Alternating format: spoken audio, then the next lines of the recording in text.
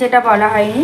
আমি চিনিটাও এই যে কর্নফ্লাওয়ার গুলে নিলাম কাপের মধ্যে।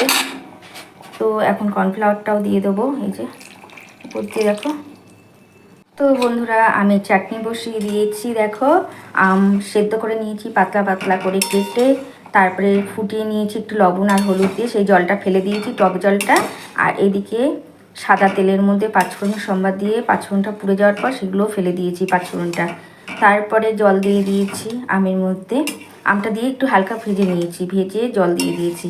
তারপরে দেখো এই যে ছোট ছোট করে আমসত্ত্ব টুকরো টুকরো করে দিয়ে দিয়েছি, দিয়ে যে ফুটে এসছে।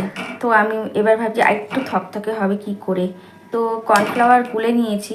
তো ভাবছি ডিমের সাদাটা যেটা আছে কুসুমটা, যেটা বলা হয়নি, আমি চিনিটাও বেশি করে দিয়ে দিয়েছি। আর এখানে দেখো এই যে কর্নফ্লাওয়ার গুলে নিলাম কাপের মধ্যে। তো এখন কর্নফ্লাওয়ারটাও দিয়ে দেবো, এই যে উপর দিয়ে দেখো। এটা দিলেই ভারী থকথকে হয়ে যাবে।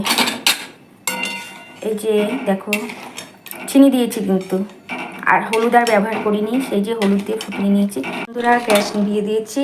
এবার আমার আমের চাটনি ফাইনাল লুক দেখো। তো ডিমের সাদা অংশটা না কর্নফ্লাওয়ার দিয়ে করলাম, তো এখন তো গরম, এটা আরও ভারী হয়ে যাবে।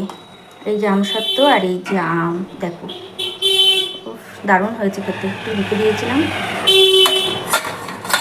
তো কমেন্ট করো বন্ধুরা কেমন লাগলো আমের চাটনি রেসিপিটা।